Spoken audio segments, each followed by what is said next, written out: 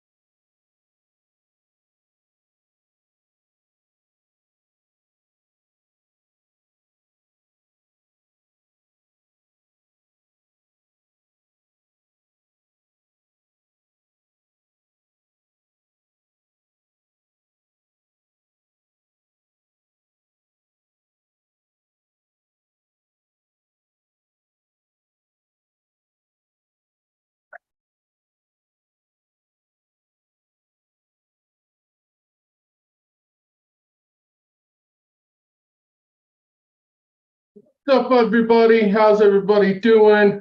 It's Tuesday Night Spectacular, 4th to Go broadcast. Let's welcome David. Let's get this show started. How you doing tonight, David? Good evening. I'm all right. How about yourself? I'm doing fantastic, buddy. Just been a busy week. I'm sorry for not advertising like I normally do. I just got sidetracked. I totally forgot to I thought I put the banner up a few days ago. So my apologies for everybody. Yeah. So, as usual, we're going to recap this last week's games, week 7 in the NFL, and we'll preview week 8 coming up here. But first, we've got news of the week, and we'll start with, I've got this right here. Starting with the news of the week, really.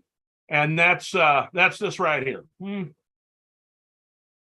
That's I hope you enjoy my background here.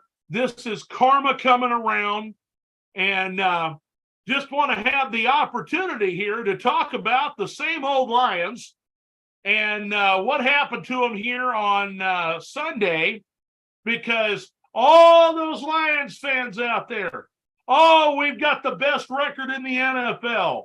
All those Lions fans out there, we beat the Kansas City Chiefs in week 1. We're going to the Super Bowl. All you Lions fans, calm down. Now, I will tell you there is light at the end of the rainbow, and that is every Super Bowl champion has a stupid loss. And I remember back to a very specific time when the New England Patriots lost to the Buffalo Bills on opening day, 41-0, and went on to win the Super Bowl that year. I remember times when, like last year, Kansas City Chiefs lost to the Indianapolis Colts, a team that won only 3 or 4 games last year. Okay. They go on to win the Super Bowl. So have some faith in your team. The sky is not falling, even though we've had overreaction Monday and we've slipped into depression Tuesday. Calm down. Things will be all right. Hey, the only Lions fans that are freaking out right now are the people who do not know football. Yes, did we play a shit game on Sunday? Yes, we did. There's no questions about it. We did not show up as a team from the defense to the offense. It was not there. We deserve to get our ass kicked that bad for not showing up to a game on the road like that. There's no questions. Did we really think we would go 16-1? No. And if you thought that, you were drinking too much Kool-Aid and you need to put the Kool-Aid down. Take a break, because there's no way the Lions were going to finish 16-1. So that means we could have beat the Ravens, but I guarantee you there would have been another game or two that slipped away from us and we would lose. Guess what? Well, Lions are still 5-2. The bad news, though, the bad news is you better look out. They're only a couple games back. Here come the Minnesota Vikings, who just beat the San Francisco 49ers on Monday Night Football. Troy Aikman's up there singing the praises of Kirk Cousins. He's a top 10 quarterback now because he managed to win a primetime game. I ain't worried about Minnesota. Supposedly one of the best teams in the NFL. I ain't worried about Minnesota. They got a lot more to do for me to start worrying about them. I agree completely, but I've looked at the schedule, and the schedule is favorable. The Detroit Lions better not slip up, or they're going to be in a dogfight near the end of the season. I think we'll be just fine, because guess what? Minnesota still has to get even close to being 500 before they can even start talking. Allison, they are. I don't know how serious her Allison is. Back of being 500. Your record's what? 3-5? 3-4. 3. Okay, never That's mind. One game back of 500. Because I don't go to Detroit public school. I know how to add. Hey, don't give me shots over here. I just got my weeks mixed up. For some reason, I'm like a week ahead. I'm thinking we just played week 8, not week 7. Just calm the fuck down, guy. All right, I've had my fun now. Marvin Jones Jr. going to step away from the Detroit Lions for personal reasons. Do you have any information about that at all? Nothing's really came out. All I know it's something to do with his family. He said on his personal Instagram he got to step away, take care of a family matter. So either something's superior going wrong at home, or he might just be leaving that on the table because he's retiring, because he hasn't had a good year. He hasn't really been relevant for us on offense at all this year. And now that Jameson Williams is in the game, I think that he's not going to get the kind of targets that he was hoping that he would. I think that this, I don't know, I'm not going to call this an excuse. You never want to, say that if something's, happening with the family or whatever.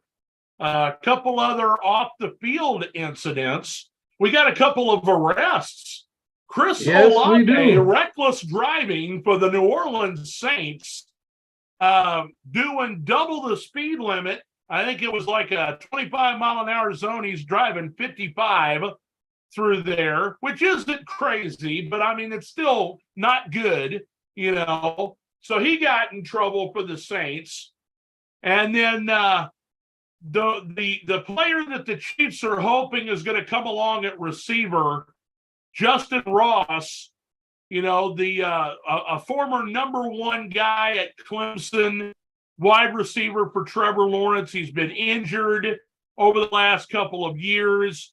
The Chiefs picked him up as an undrafted free agent this last year, and he got injured immediately again. And so he's been in the system plenty of time, and supposedly he's healthy, but only a couple catches on the year.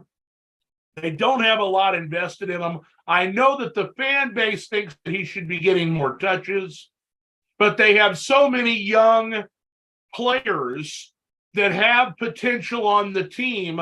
He's basically being overlooked. I don't know if this is a situation. He got arrested for destruction of private property or something in the amount of $25,000.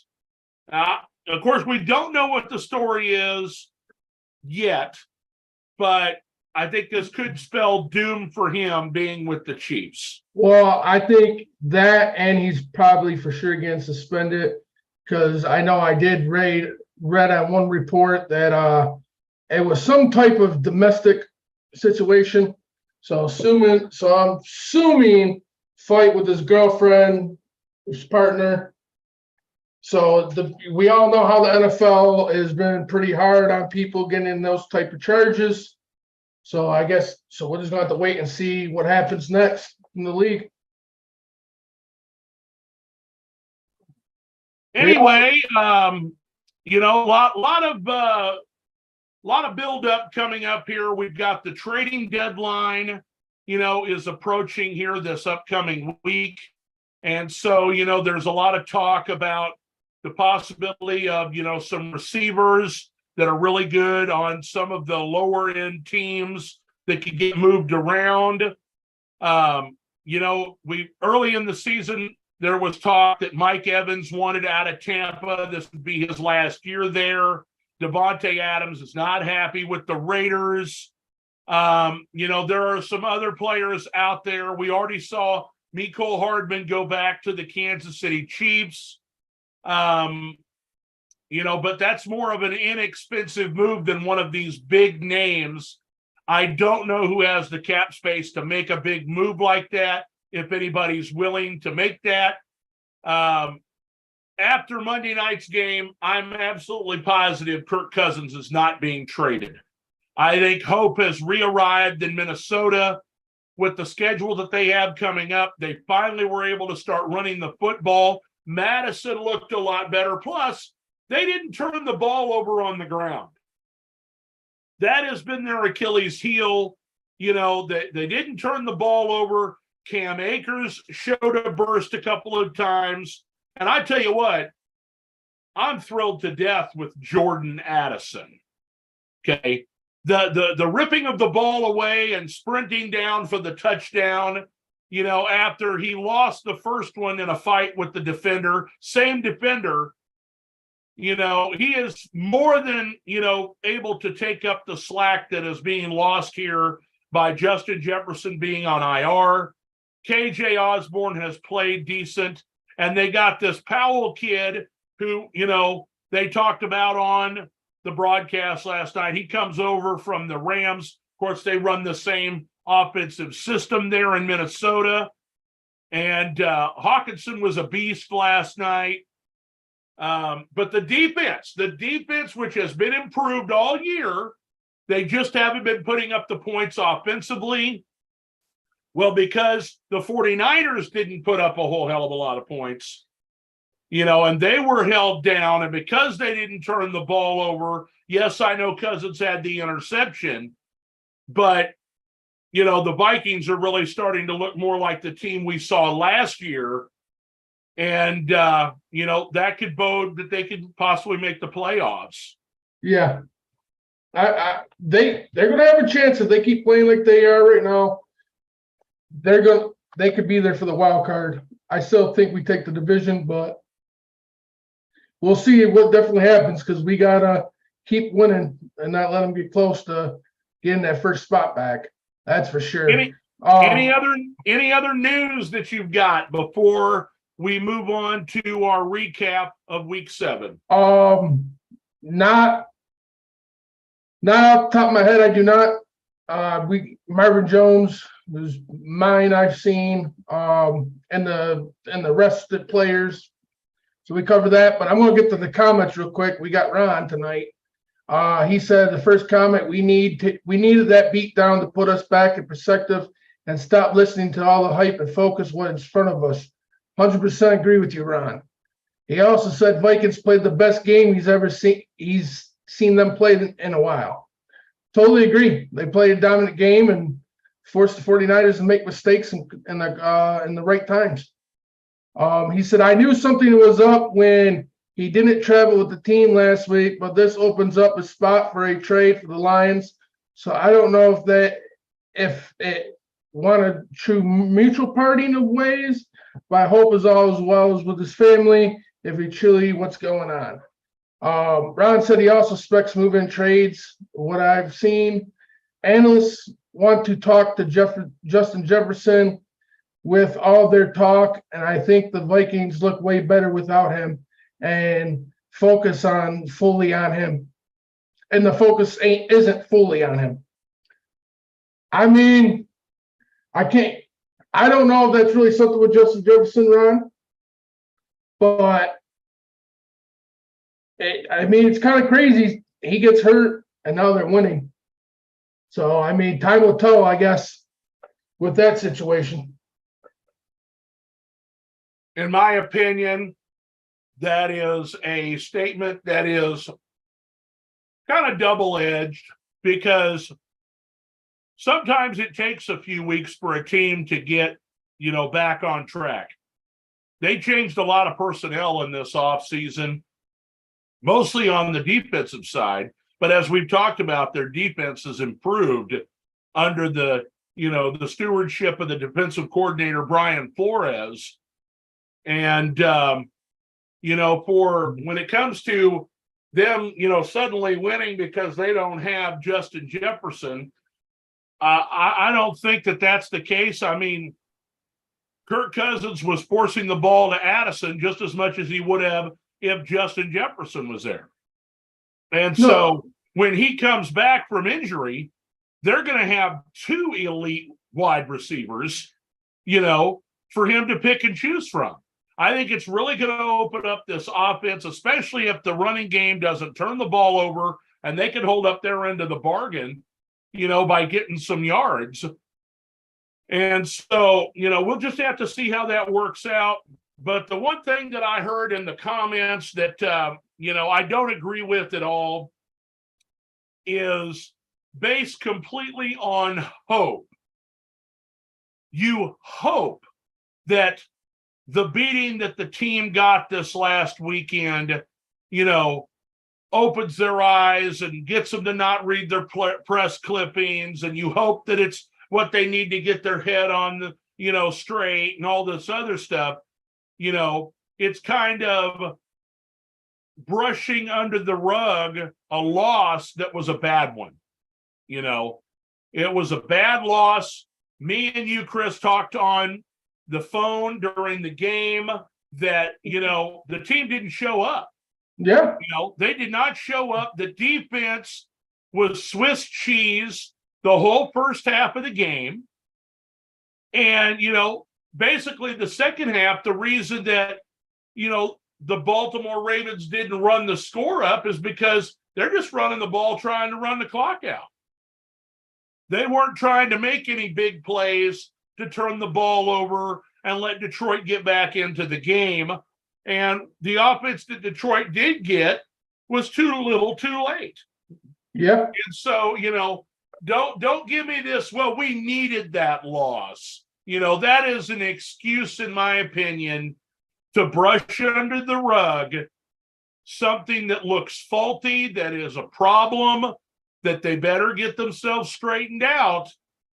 Look at San Francisco. San Francisco lost a game last week that they clearly should have won against the Cleveland Browns. Then they come into Minnesota, a team that they should clearly be superior to. And, you get your first loss, and then it starts to roll downhill. They got a second loss now. San Francisco's going on to play Cincinnati soon. Is it going to turn into 1 loss, 2 loss, 3 losses? I know Detroit's playing against the Raiders. That should be an easy game. But if they lay an egg against them on Monday night, you guys had better be worried and don't give me we needed that loss. No, I totally agree. I mean, to me, I hope the team responds to is where I was coming from. But like I told you on the phone, we didn't show up. We deserve everything that's happening to us right now. Now, there wasn't one part of that game they actually showed up. They had one chance to get back in the game before halftime, and they shit it right down the way. They started driving the ball, got close, and just went to shit. And that's just the truth. And then after that, we didn't show up until garbage time. When the game was too far out of reach and there's no way in hell we're coming back. I'm never going to come on here on a shitty loss and sit here and make excuses. You know what I mean? But like you said earlier, teams, it happens. Almost every team who wins the Super Bowl has an embarrassing loss. To me, I still think we're the better team. I just think the team didn't show up. Now, we got to see what they come back Monday. I want to see a statement game. That's what I want. That's what I expect from this team. To come out Monday night with their new helmets, their new color scheme, prime time, and give the fans of Detroit a show. That's what I expect from my team on Monday. Ron says that Purdy's not the quarterback everyone talks about unless he has all his weapons, just as I predicted. Well, I mean, it's not just having all his weapons. He's missed his left tackle and Trent Williams. And so he was getting a lot more pressure on him. I still believe in Brock Purdy, and I think everybody should. And like you said, if he's got all his weapons, he looks great. Remember, this guy's only played about 15 games, okay, as the starter. Technically, he's still a rookie, and so there's going to be mistakes. He's still learning, and, based on his draft position, anything you get right now, like he has been playing, is a bonus. He wasn't meant to do any of this, and so he's going to have a lot longer leash than you'll have with some of these other guys because it's not costing them a whole lot of money to play him. They could afford to surround him with good offensive linemen and great players around him to get the ball to. He plays point guard back there at quarterback, and when he does have all his weapons, this team is a tough out. I don't believe that Philadelphia makes it to the Super Bowl last year if Purdy doesn't get hurt. And so, this is a whole new season, okay, and I understand that. Let's see how they react to having these back-to-back losses going forward. Are they going to get Deebo Samuel back? Will Trent Williams be there? Christian McCaffrey played good last night. He's got a hurt oblique muscle. So, are they going to have to give him some rest so that they can get everybody hitting on all cylinders? Let's recap week number 7, Chris, starting with the Thursday night football game, Jacksonville versus the New Orleans Saints. And for about 2.5 quarters, this was a bit of a snooze fest. And then suddenly the offenses came alive. Jacksonville ends up getting the victory, but it wasn't for lack of trying on the New Orleans Saints' part. They had their opportunities, but turnovers and penalties kind of doomed them. I think we both had Jacksonville winning the game, and so it's no surprise that they did. Trevor Lawrence has been playing well for the most part this season. Travis Etienne is a beast. Yes, he is. And one of the biggest reasons why I'm now 7-0 in fantasy in our league. The dude, he had a rough couple of weeks, which I was kind of nervous about, to be 100% honest. And then since then, the dude has single-handedly been one of the key reasons why I've been winning week in out. The kid's good. The crazy thing is how small he is to me. To me, he's like one of the smallest running backs we have in the league. Well, we get to the first of many surprises from this last weekend. I mean, I really thought Tampa Bay was the superior team, but they didn't play like they played against Philadelphia. They didn't play like they played against Minnesota.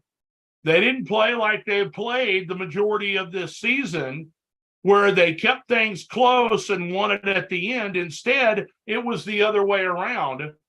Baker Mayfield did not look good. The running game could not get the yardage that it wanted. While the defense hung in there, the offense really let them down, only putting up 13 points. And Atlanta, which is clearly a flawed team, manages to sneak away with the victory here.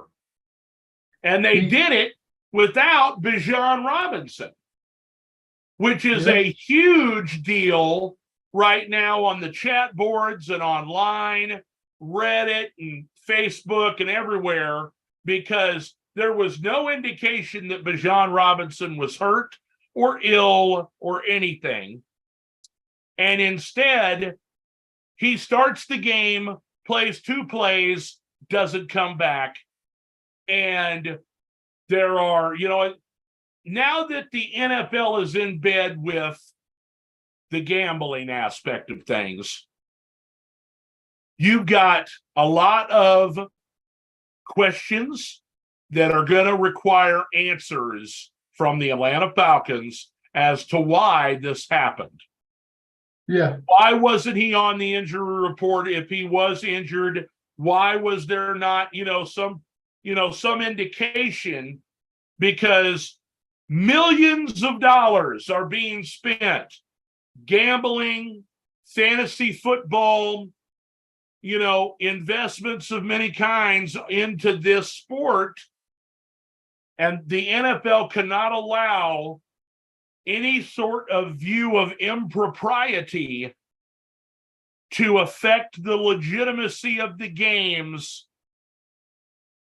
or they're going to have their hands full in court, because some rich dude that can afford to put down, $50,000 on, Bijan Robinson's going to get 100 yards against, Tampa. All he's got to do is sue the NFL, and he'll win. Yeah. And it's gonna open a huge can of worms. They have got to be on the up and up when it comes to the injury report and, the information that is available to the public when it comes to these types of things. I read a report that Robinson wasn't injured. He was battling the flu or a cold or something, and he was sick. And he should have been on the report as having an illness. See, okay, so they still have to put an illness on the report. Yep. Okay, now I see. Okay, that makes sense now. Yeah, I mean, but you still got to give it up to Atlanta. They got in there and they fought. They got the W. A win's a win, regardless if it's dirty and barely. A win's a win.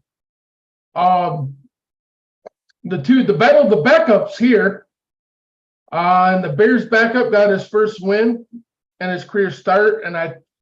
And speaking of it, I'm not sure how long it was, but I did know he became the first Bears rookie QB to win his first career start in a long time.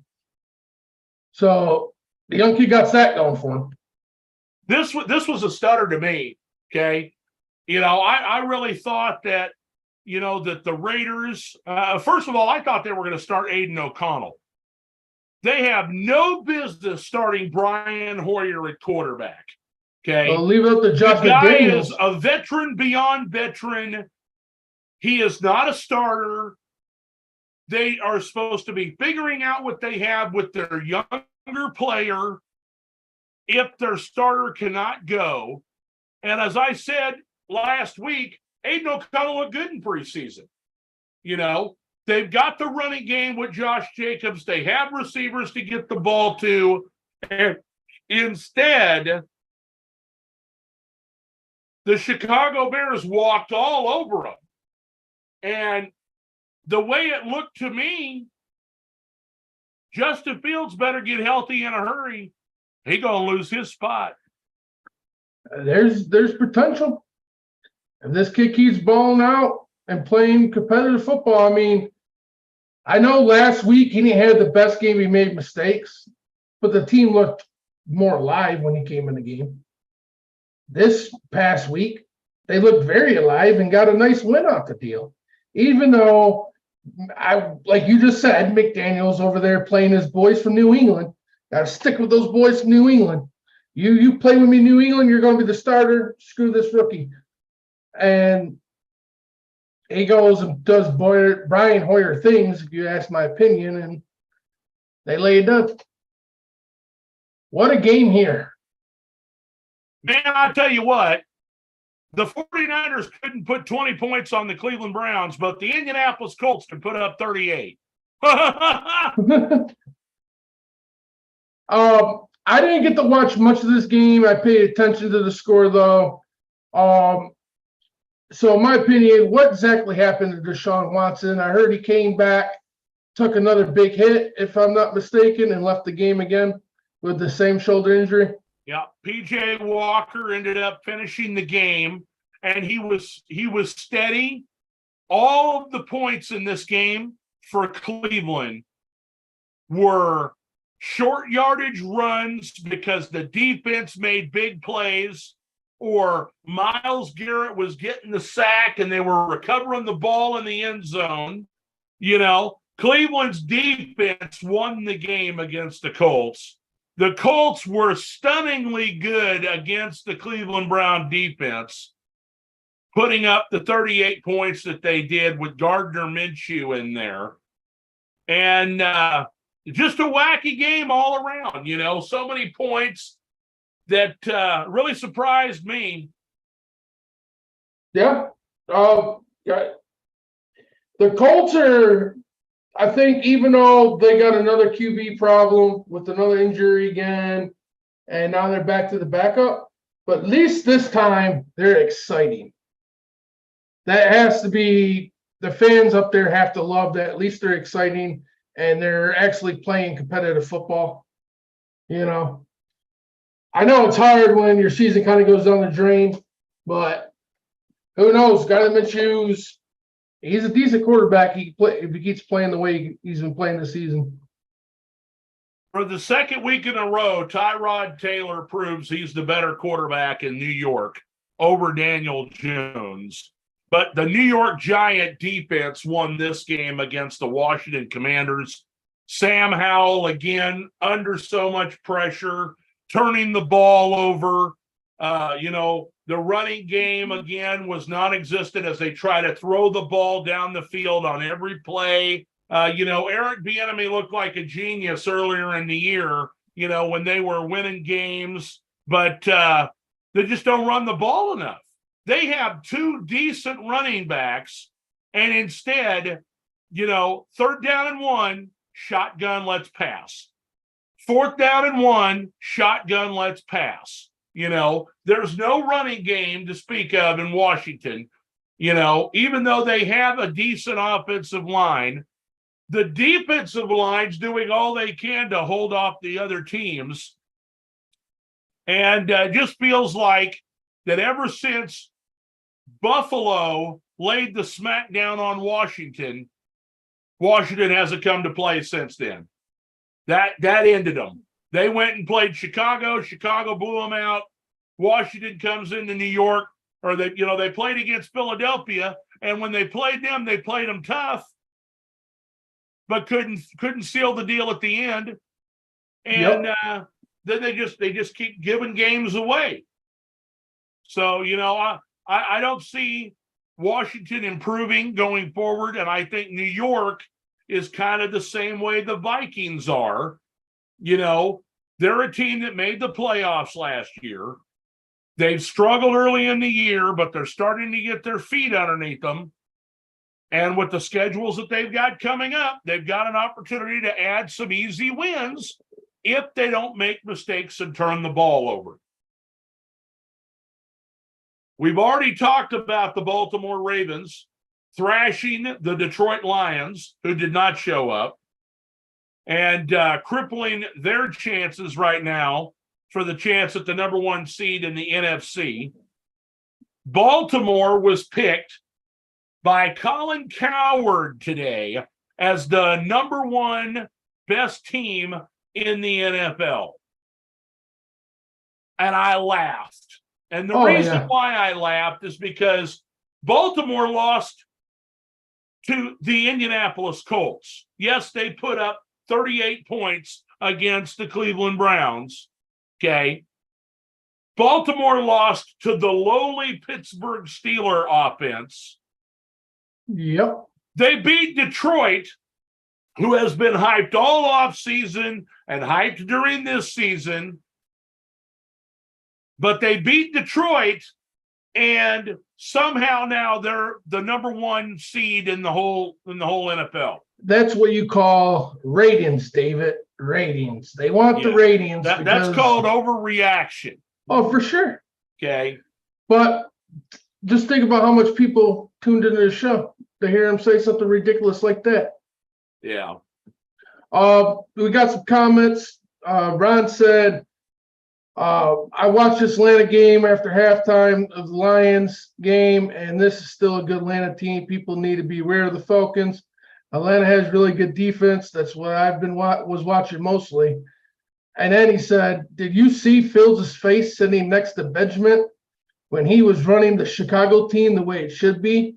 There's a change coming soon. We'll find out. Very possible. Because if that kid keeps playing like he is, who do they sit Justin and let the kid keep playing, or what do they do? Well, he's going to get at least one more start probably, because Fields is still recovering from the hand injury. And so, they'll get another chance to look and see what he can do.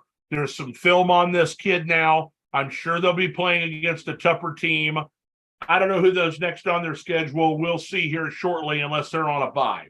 He also said, what a joke. The Ravens got one dominating win, and they're the new best team. LOL. Yeah. Totally agree. Now, here's the Buffalo Bills going into purgatory. They beat the Miami Dolphins, but since that win have not looked good. And New England, this is another team like the Vikings and the Giants, they've struggled early in the year, and they're starting to get their feet underneath them. And here they come. They just need to put some things together. Don't turn the ball over. Execute correctly. The Buffalo Bills should have easily won this game based on the talent level. Totally agree. But, New England's playing at home. It's a divisional matchup. They know each other really well. Buffalo struggles in New England. But Josh Allen has fallen out of favor in my mind when it comes to being the MVP, a possible MVP for him.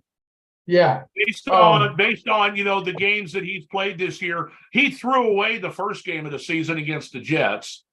He basically threw this game away. And it just feels like that they are playing down to their competition, which is a problem that some of the best teams in the league have had for years. Yeah. You have to get hyped up every week and be prepared to get the other team's best, or you're going to lose. Yeah, this is just me out, and I'm not hyped, and don't twist my words when I say this.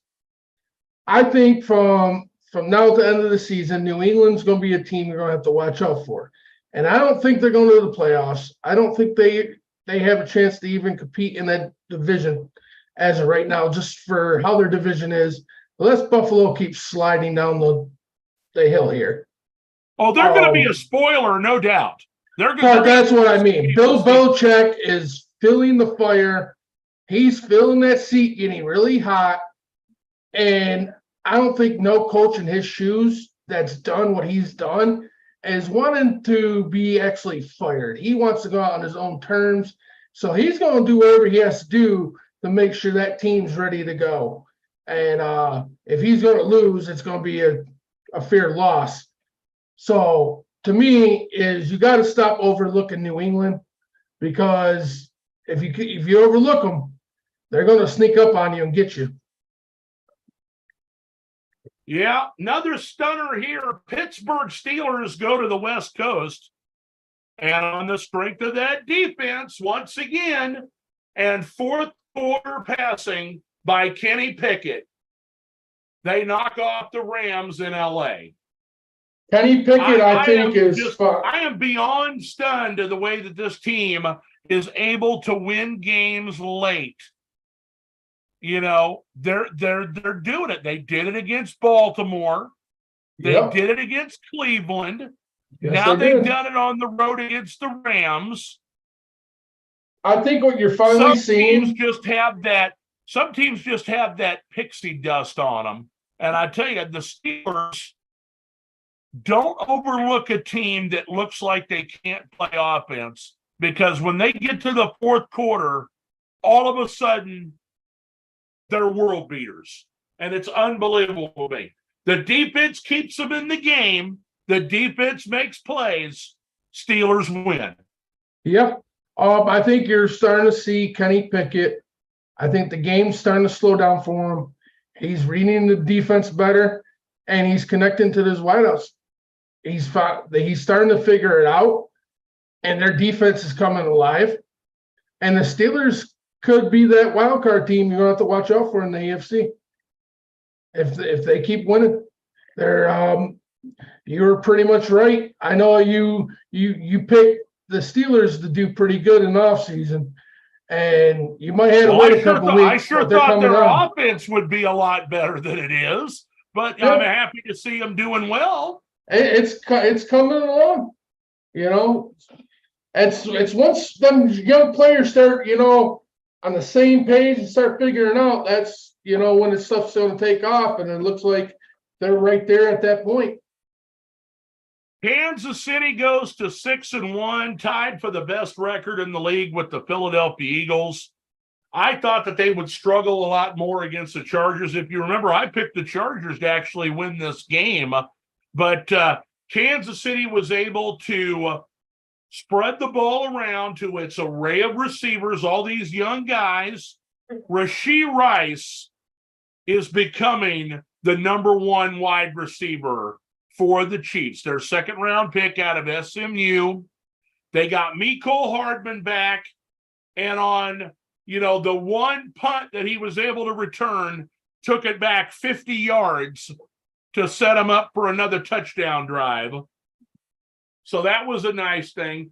Charles Omenihu comes off of suspension, tipped the ball to have it intercepted, also picked up a sack.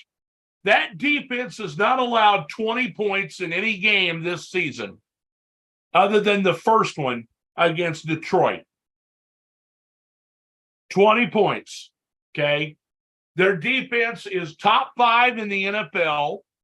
Their offense is top 5 in the NFL. Their special teams is top 5 in the NFL.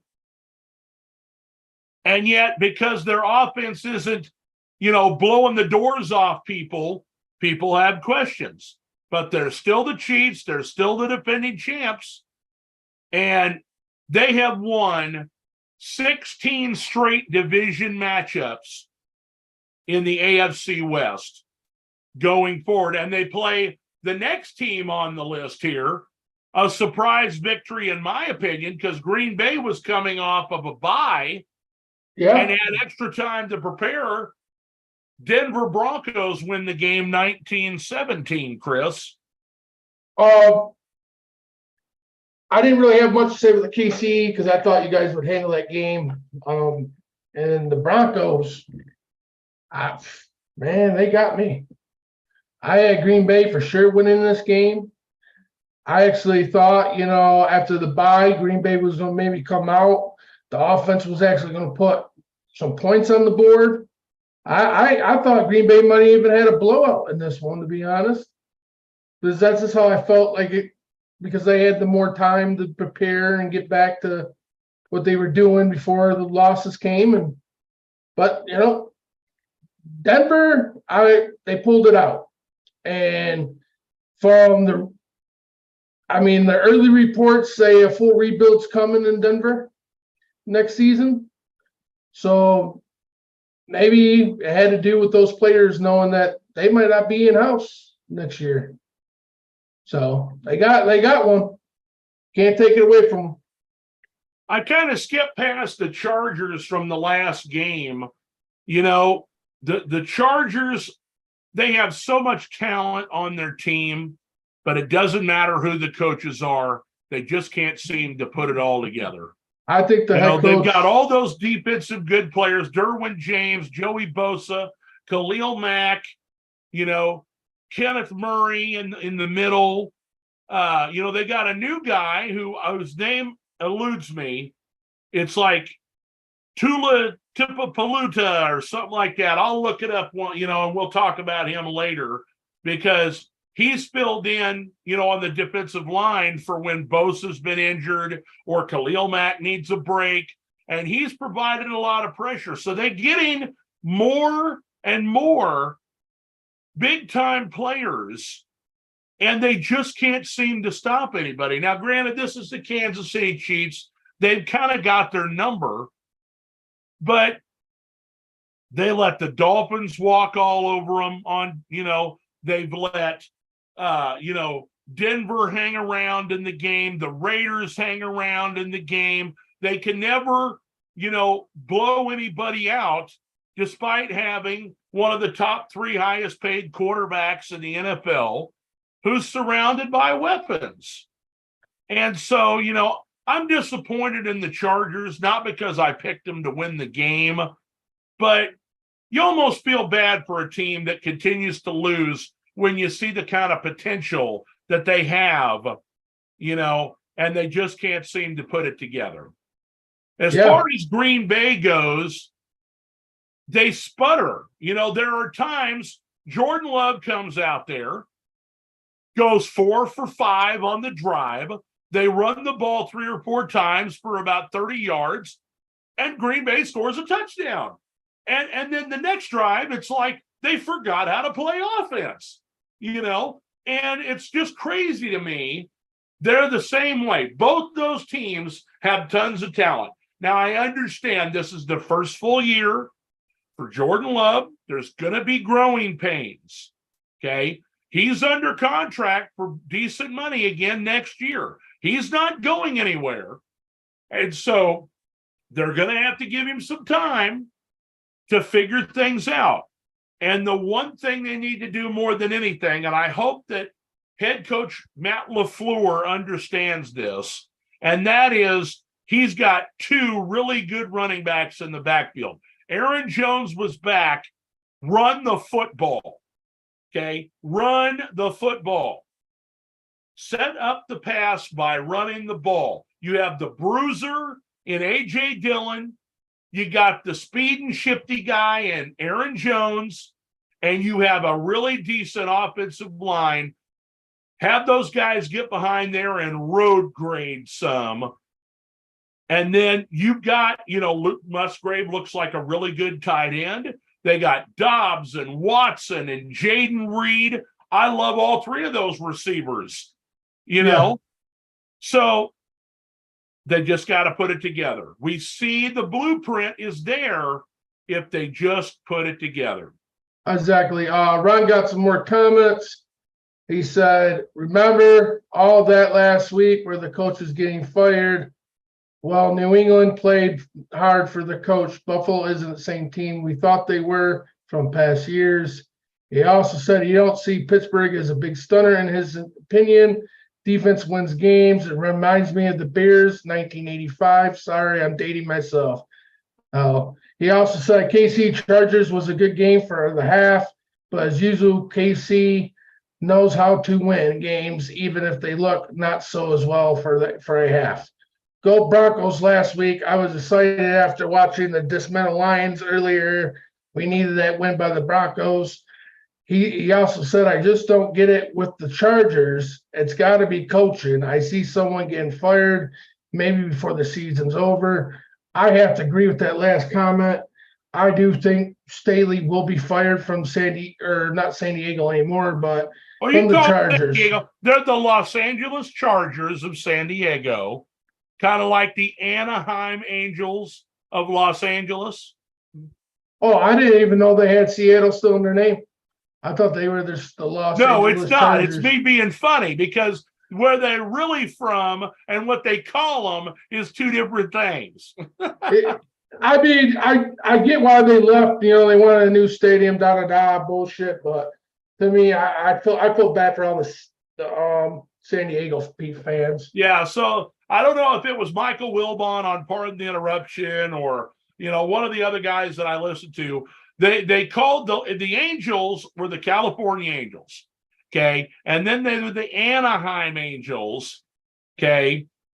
But they want to get that Los Angeles money, so they call them the Los Angeles Angels. So Wilbon says, and I'm sure it was him, he says they're the Los Angeles Angels of Anaheim because that's where they're really at Anaheim. Okay. Yeah. Well, everybody that loves the Chargers, they're not in LA. All the fans are in San Diego. So they're the Los Angeles Chargers of San Diego. Yes. Because you could tell to me, when you watch the fans at the Rams games are one thing, but if you watch the San Diego game at home, it don't look. It's a home game for the opponent every time. Pretty much. Especially when the Raiders come to town. Yep. All right. Well, the game of the weekend, Chris, really 2 5-1 teams battling it out on Sunday Night Football. The Miami Dolphins and the Philadelphia Eagles. And in the first half, this was a pretty evenly matched game, but just kind of like the Chargers-Chiefs game ended with the same score. And the team that was in the Super Bowl last year has tied for the best record in the NFL. They're both 6-1. They both played 31-17 games. The Dolphins haven't beaten anybody. Okay. No. The Dolphins have played a bunch of teams that are under 500.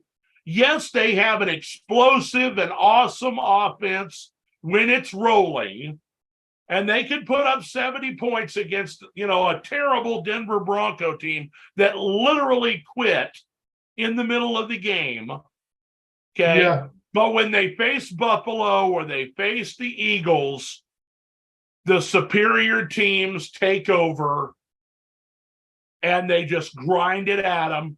They ran the ball down their throat in the fourth quarter and finished it off. Little brotherly shove here to keep the chains moving. Brotherly shove, touchdown pass to A.J. Brown. Yeah. And so, I was impressed with the Eagles. I think the Eagles are who we think they are, despite the loss to the Jets, which granted was in New York or, at MetLife Stadium against a very good defense in the Jets. It just wasn't their day. They played a poor game that day against an opponent that they couldn't afford to play bad against. But the Eagles were ready on Sunday Night Football for the Dolphins. I do want to bring this up, and I'm not making excuses for the Eagles. I'm not making excuses for anybody.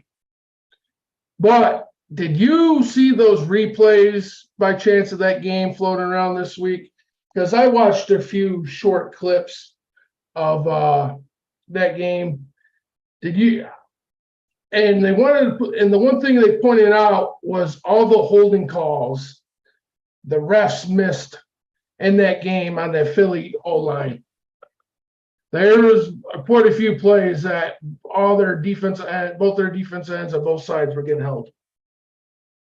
I have not seen any of that stuff. And I mean, without seeing it, as a general football fan, we all know there's holding on almost every play. But if it is right near the point of attack or it's super blatant, that's when they call them. If they decide not to call them, they don't think that it would have interfered with the play, or they just didn't see it. After all, we all know the referees are blind, and that's why we need a sky judge. And that's another reason why I brought it up, because according to this one report, the one ref that was reffing that position, that would be the one to call holding and all that. Supposedly, he is suspended from college football for reffing a game, and I forget the teams that were involved that got him suspended. But I guess he missed so many calls in that game, they actually put him on suspension leave. And somehow he was one of the refs in that game against the Eagles and the Miami Dolphins. I had money on Philadelphia, Ron, and I'm sure glad I did. He said he'd have stayed away from that game if he was putting money on stuff. Oh, for sure. Then, he's not going to be a conspiracy theorist. He just feels like there was a lot of suspect calls in the game. You know, when you're rooting for a certain team, you know, or you have a vested interest in some way, if you see something that you don't like, you're going to be upset and expect, you know, that there should have been a call or the call was wrong. And that's one, just like I said before, they need a sky judge in the NFL. Well, see, that's the crazy thing. What I brought up was the fact that there could have been a real referee that was suspended from reffing college games, and the NFL just let him ref the game. That's the only real reason why I brought it up, because I was just really curious on that. I'm like, okay, bunch of missed holding calls. This ref suspended. You know, but I guess we'll see. I don't know. I haven't seen anything about that. And, you know, the game is called differently in the college ranks than it is in the NFL. Oh, and I'm sure that the NFL does its due diligence when it comes to its referees, because once again, they don't want to have any impropriety. You know, that shit will get them sued. And so, you know, let's look here at the Monday night game just briefly. We talked about it earlier. The Vikings pull out the win. They were able to run the football. They didn't turn the ball over running the ball. Special teams played decent, although Joseph missed the field goal at the end that would have made it an 8-point game and forced the Niners not only to go the length of the field for the touchdown, but to also go for two just to tie. You know, Purdy made some good plays in the game, but he did turn the ball over a couple of times. Once, you know, I think it's at the end of the game. He's trying to give his receiver a chance, you know, to make a play. The first time around, you know, the defense just got him, you know. Yeah. And so, you know, that's our wrap up of week number 7. And you got anything you want to say before we proceed to our preview of week number 8? No, I'm ready to roll if you are. Okay. Let me get out of this. Let's get these predictions. Yeah. So I know last week I did not do good last week at all. Let's see here. We've got this right here to share. And so anyway, just before we do I'm sorry. What happened? Oh my God. I'm sorry, Chris. I hit the wrong button. What did you do? Look what I'm sharing. Oh man, get that shit the fuck off the screen. What screen are you looking at? I was checking data on our stream there, guy. Oh boy, you're That too easy to pick on. SOL is dead. I don't know what you've been watching, but these one loss does not justify the same old fucking Lions. That shit's just ignorant. Oh boy. He just got to rub it in because Detroit embarrassed his Chiefs on banner night. Oh, what, embarrassed? Now wait a minute. If anybody got Hey, embarrassed, it was your team last week. I'm not I don't, taking, I don't I'm want not to hear I'm your not opinion. disagreeing with that, David. But when Patrick Mahomes says out of his own mouth he was embarrassed after the first game of the season. Oh, Jesus. Come Now on. you're whatever. I don't care. It doesn't matter. Doesn't matter. We didn't lose 38-6 this week. We Yep, got you guys did it. we got the 3-3 Tampa Bay Buccaneers at the 4-3 Buffalo Bills on Thursday Night Football. Couple of teams coming off losses, teams that are not who we thought they were after the beginning of the season. Tampa Bay started the season 2-0 and have dropped 3 of the last 4. Yep. And then, and that was including with a bye. And, then Buffalo, who, laid an egg the first week, technically, the 4 interceptions by Josh Allen against the Jets. And then, they come out and they whip up on the Miami Dolphins and then immediately turn around and lose to Jacksonville. They lose to the Patriots. They've lost 2 in a row now. It's not looking good for Buffalo. Who do you like Thursday night, Chris? I'm going to go with Buffalo. Just because I think Josh Allen knows he got to make a statement going into Thursday night. He got a lot of critics after him right now. But I will say this. Baker, on the other hand, knows he's 3-3. He knows coming in the season, this was his last shot to be a starter. And everything was looking peachy for him when he was 2-0 and even at 2-1. But now he's 3-3.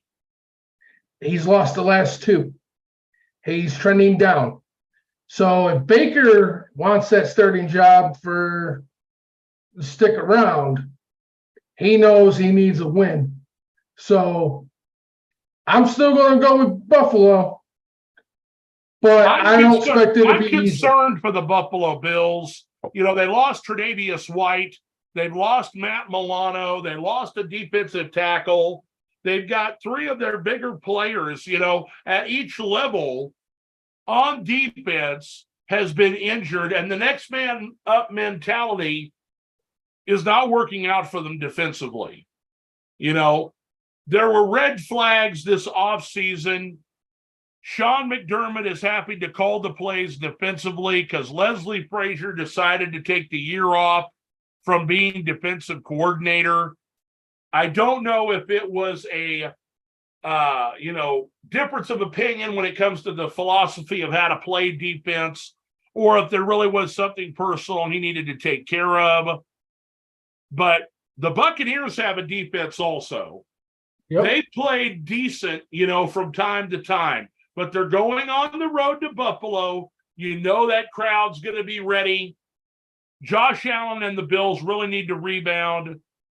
I'd be stunned if Tampa Bay won the game, but they're a threat to do so. Yep. The way Buffalo has been playing. But I'll take Buffalo in the matchup. Same here.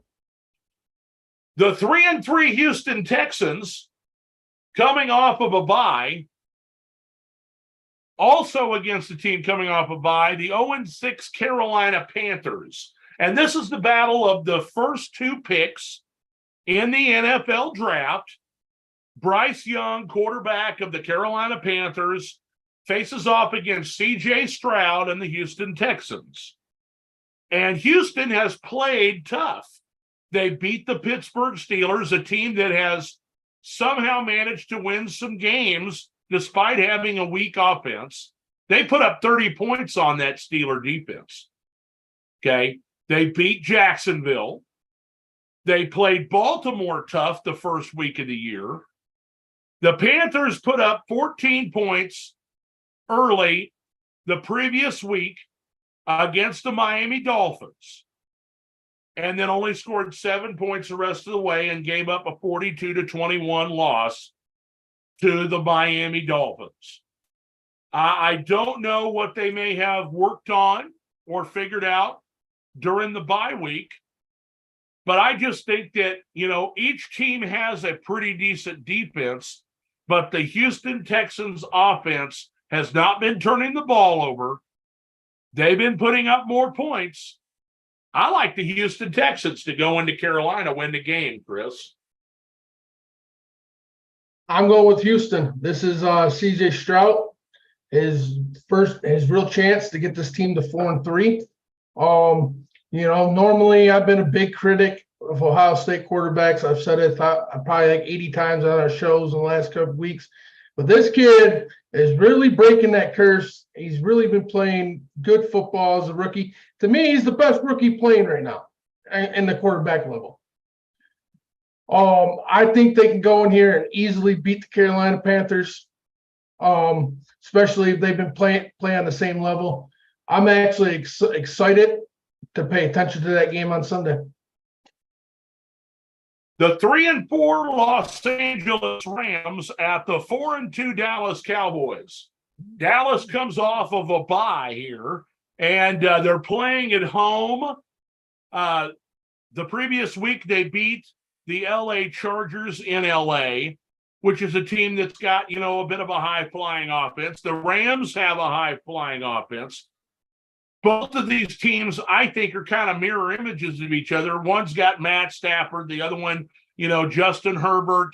The one's got Khalil Mack, Joey Bosa, they got Aaron Donald, and I think that with the Cowboys having the extra week of preparation, it gives them an opportunity here. The Rams are coming off a loss to the Steelers.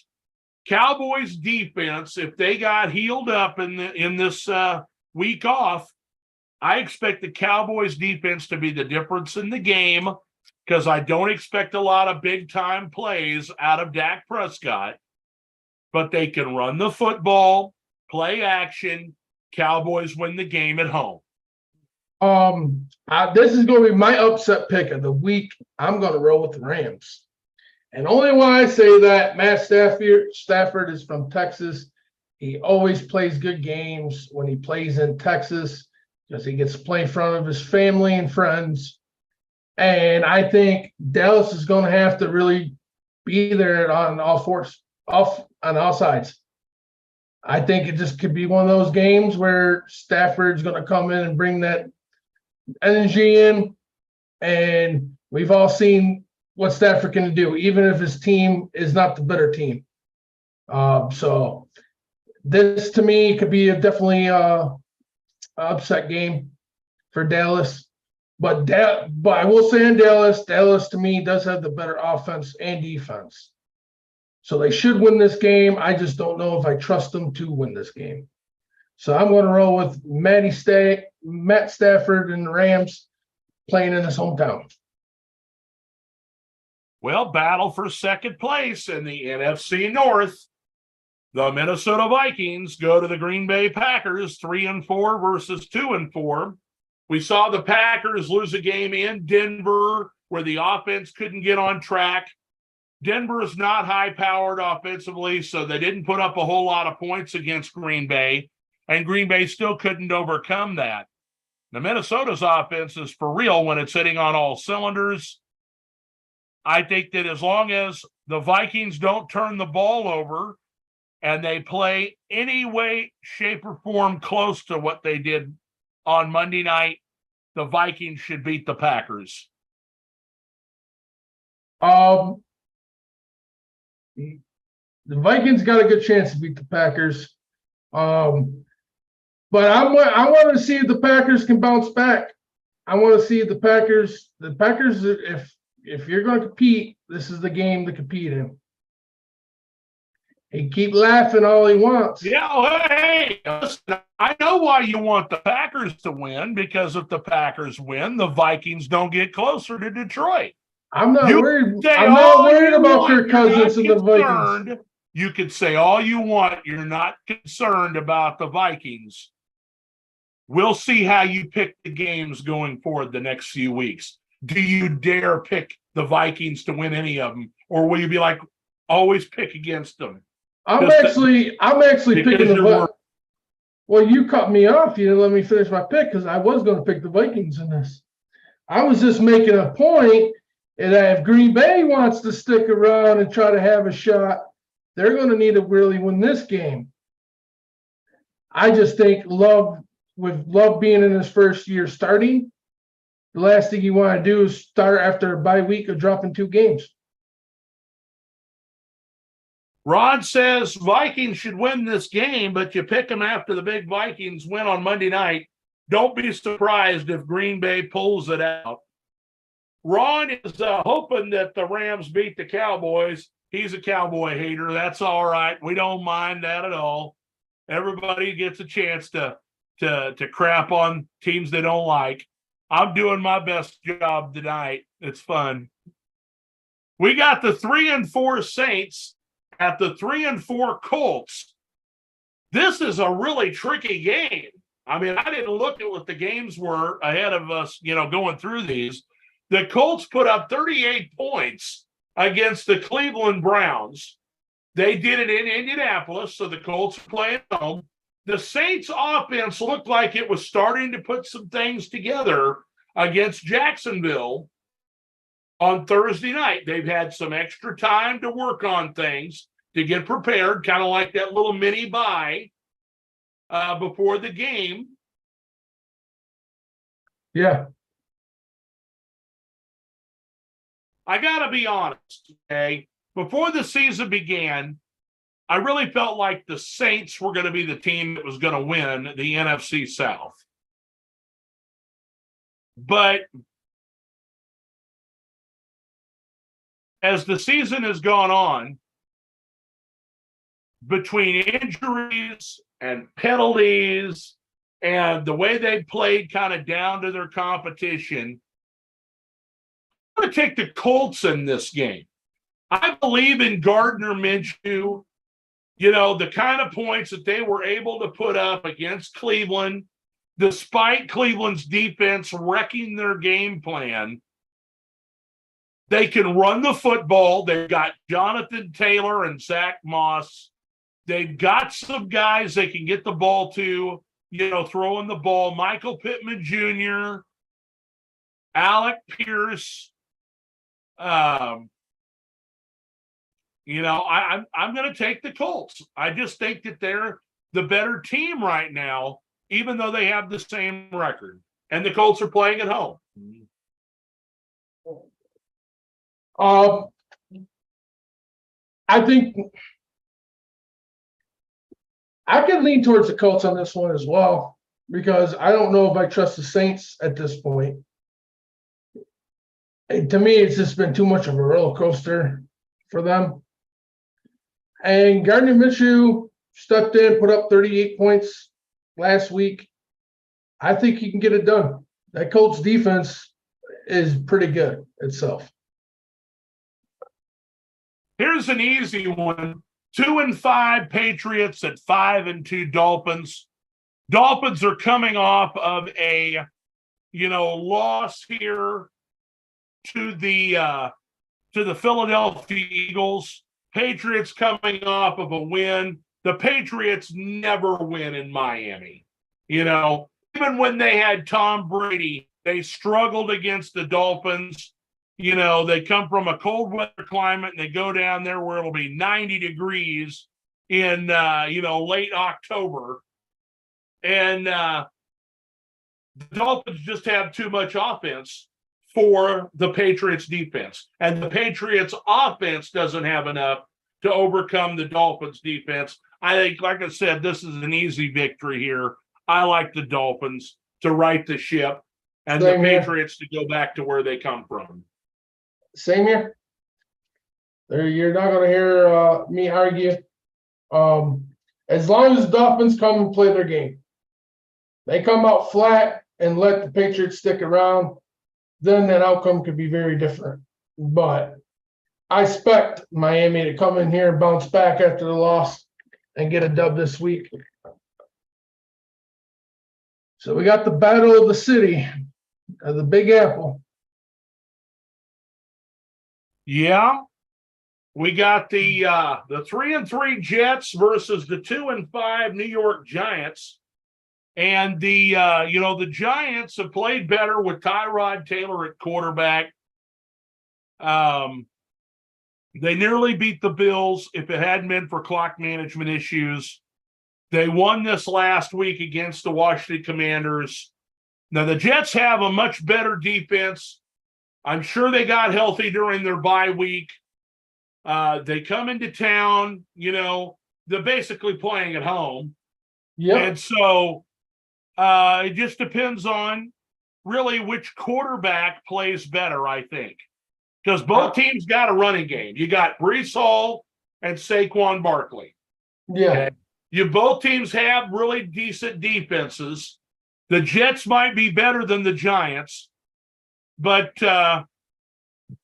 if Daniel Jones plays for the Giants, the Jets win the game, in my opinion, because he's not mobile enough or smart enough to get out of harm's way.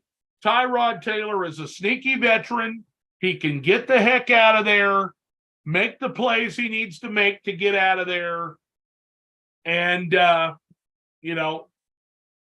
got the Giants winning this game, Chris. I'm going to go with the Jets. That's okay. Mm. I think that defense is just going to be a little too strong for Tyrod Taylor.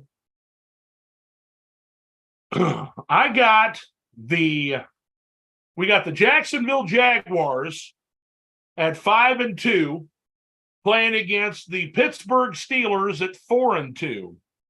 And I think, unless I'm crazy, no, I'm not. We'll just keep on going here. I am crazy. The Jaguars play against the Steelers. The Steelers, once again, it's the defense that wins the game. They're playing at home. Can Jacksonville's offensive line hold up enough for Trevor Lawrence and his offense to make some plays to keep going here? With the Steelers playing at home, the crowd's going to be loud, but the Jaguars have played in loud environments. They just got done winning a game in New Orleans. Yeah. I think the Steelers are going to feel good about themselves winning out in L.A. I think Jacksonville wins this game. I think so, too. Go over here and take a look at the other half of the games. Here's a game I would have no interest in watching, to be honest with you. The Atlanta Falcons at the Tennessee Titans. The Falcons somehow have managed to win 4 games. I don't know how. And the Titans have really struggled. Tannehill got hurt in the last game that they played, so they had to turn over to Malik Willis.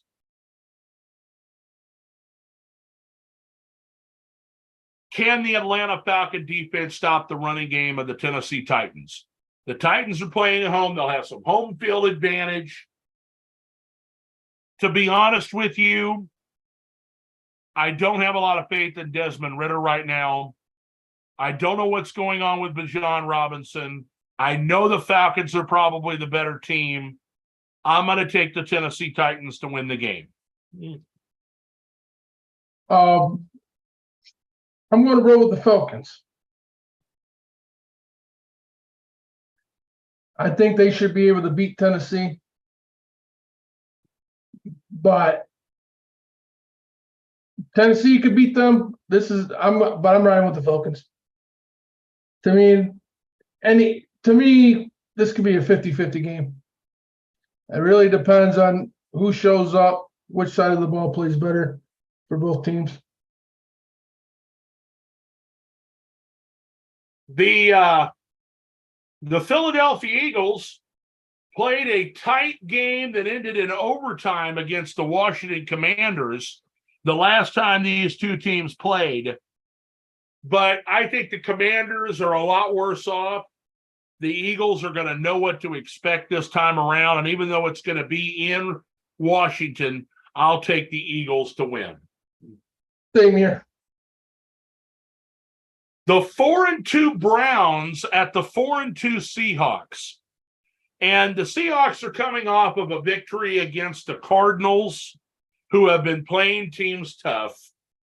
The Browns are coming off of that 1-point victory in the shootout against the Colts. The important part in my mind when I look at this game, did the Seattle Seahawks learn anything from playing the Cincinnati Bengals in Cincinnati 2 weeks ago? Kick the field goal when you have the ability to kick the field goal. We've got to take Seattle would have won the game against Cincinnati if they hadn't been brazen and tried to go for touchdowns when they get inside the 5-yard line.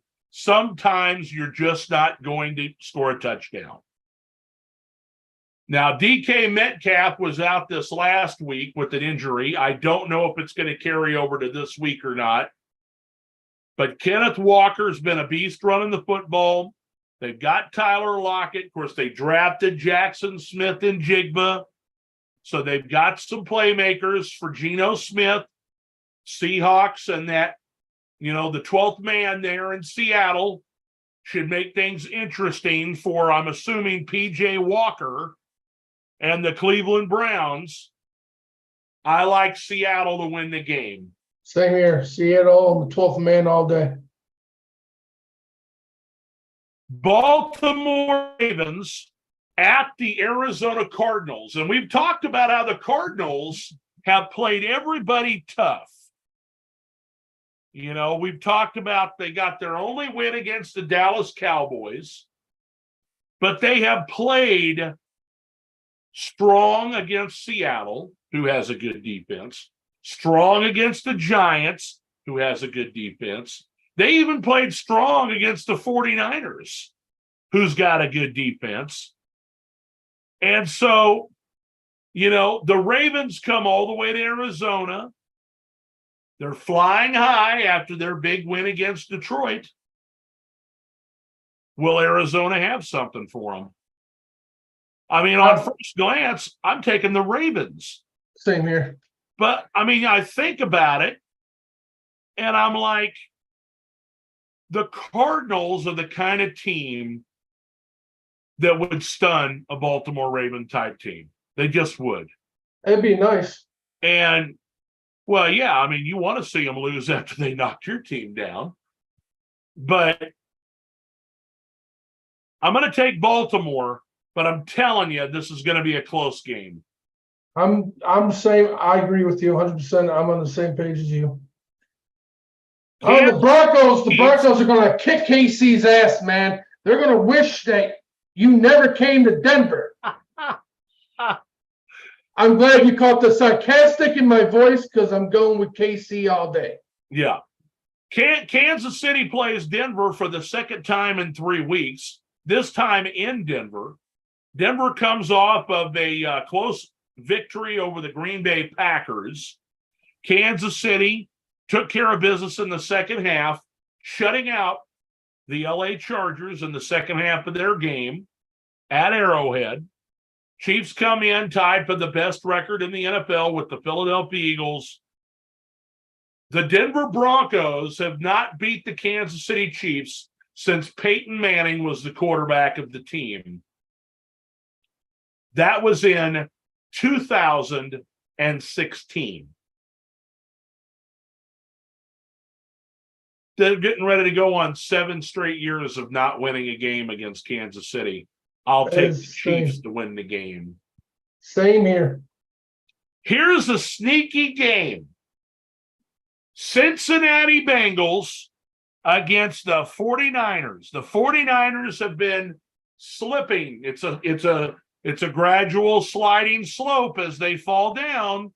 The Niners lost to the Browns. Then they lose to the Minnesota Vikings. But both those games were on the road. Now they go home to San Francisco to play at Levi Stadium or Santa Clara. Cincinnati's coming off of a bye, and so they've had extra time to prepare. And their defense played really well against the Seattle Seahawks in the last game that they played. Joe Burrow had another week to get, whatever's wrong with his calf healed up. Hopefully Jamar Chase, T. Higgins, and the boys will all be at full strength. I think the Bengals can give the 49ers a game, but I like the 49ers to right the ship at home. I'll take San Francisco. I'm going with San Fran as well. But I will say this, I feel like there's a lot of pressure on Purdy because I read a few articles, I've seen a few Snapchat shows, people talk football, and a lot of people are asking, is this the true Brock Purdy? Is his true colors showing after these last two losses? I think they just lost as a team. I don't think it's that case yet. I don't think Brock Purdy's a bad QB. So I'm hoping for the 49ers to come. I'm not really hoping because I actually would prefer them to lose, not thinking of seeding wise. But I don't know if I trust the Bengals completely yet. But for the Bengals fans, this is a game you need to win. You need something to start going your way in Cincinnati to get back and get some steam rolling for your team. But 49ers, I think, take this. Well, we made it all the way to week 8 before all the primetime games are lackluster. The Buccaneers versus the Bills on Thursday night. Now the Sunday night football game is the Chicago Bears at the Los Angeles Chargers of San Diego. And we're looking at the rookie quarterback probably playing for the Bears. Going to be his first road start. In prime time. The Bears have, showed that they had a decent defense a few times this year. They steamrolled the Washington Commanders. They whipped up on the Raiders this last week. So teams that are subpar, they put up some numbers against. The Chargers have played some tight games against some good opponents, but have not come away with the victories that they wanted. Now they're playing at home. I think that talent-wise, the Chargers should win this game. But somehow, some way, I think the Chicago Bears win. But I'm going to take the Chargers to win the game. Okay, I'm going to take the Chargers. And this is why I'm taking the Chargers, because the Bears have a rookie QB. And what does the one thing the Chargers have as defensive end on their side of the ball? Leo Mack is going against a rookie QB. Mind you, he already broke the record for the most sacks, I believe, in a game as a Charger. And I believe he's going to be out there for revenge. I'm going to Chicago because I'm pretty sure a good part of him feels like his career was wasted when he got there. He was supposed to be the it factor to take them all the way when Trubisky was a rookie and they won the division, and that didn't so happen. It went right back to the same old stuff for him. So I expect him to be running around like a madman on Sunday Night Football in prime time, making the Bears pay for wasting the last few years of his career. All right, and that moves us on to the Monday Night Football game, where the Las Vegas Raiders go into Detroit for a victory. For the Detroit Lions to beat the Raiders on Monday Night Football. I expect the Lions have to rebound after that very poor performance where they didn't show up against the Ravens. I think that if they're smart, they will not start Brian Hoyer, and they will go with Aiden O'Connell. But, The defense is going to have a hard time holding back the Lions if the Lions come out and play like they should. Still probably not going to have any David Montgomery for the Lions, so we'll see a lot of Jahmyr Gibbs. They did not open up the offense, in my opinion. There was no end arounds. There was no screen passes. There was no draws. There was no quick slants. There was a lot of things that are staples of an offense in the NFL that the Detroit Lions did not do this last week. Mm-hmm. And if they get back to playing, where they're not trying to trick everybody on every play, this is a get-right game for Detroit. Lions win the game on Monday Night Football. I agree. I don't expect nothing less from a bounce back.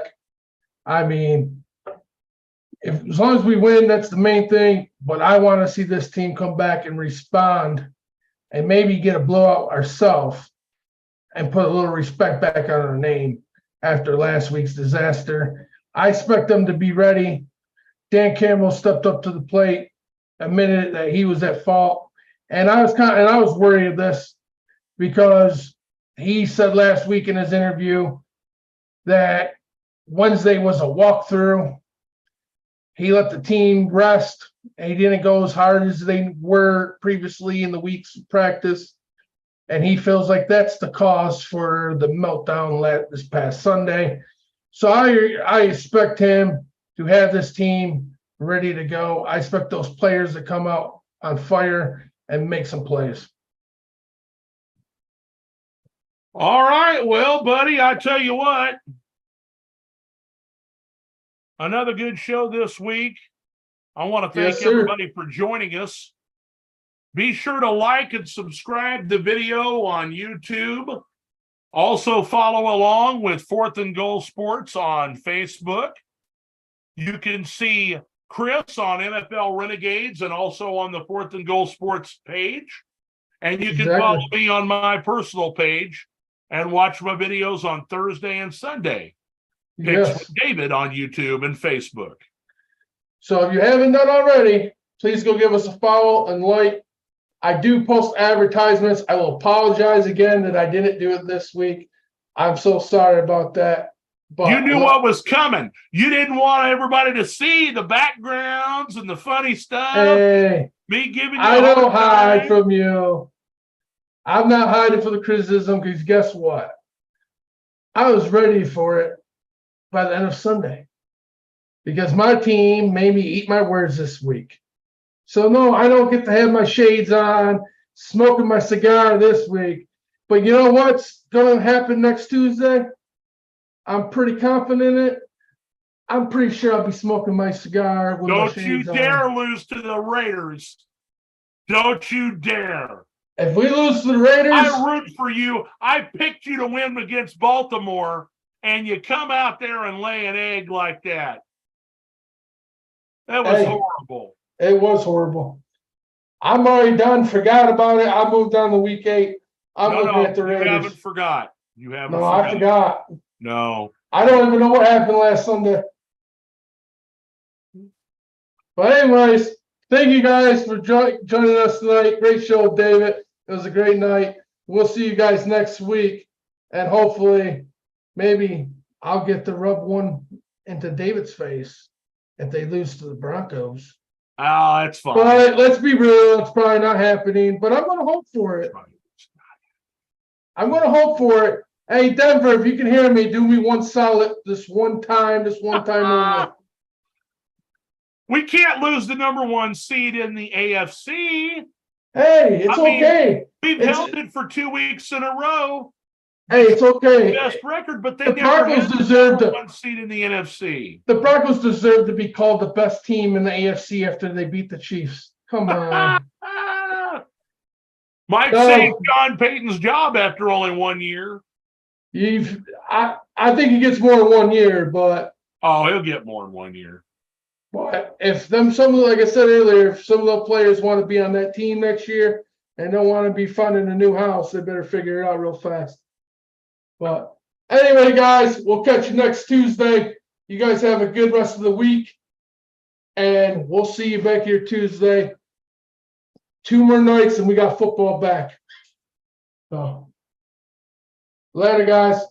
Thanks for joining us. We'll see you next.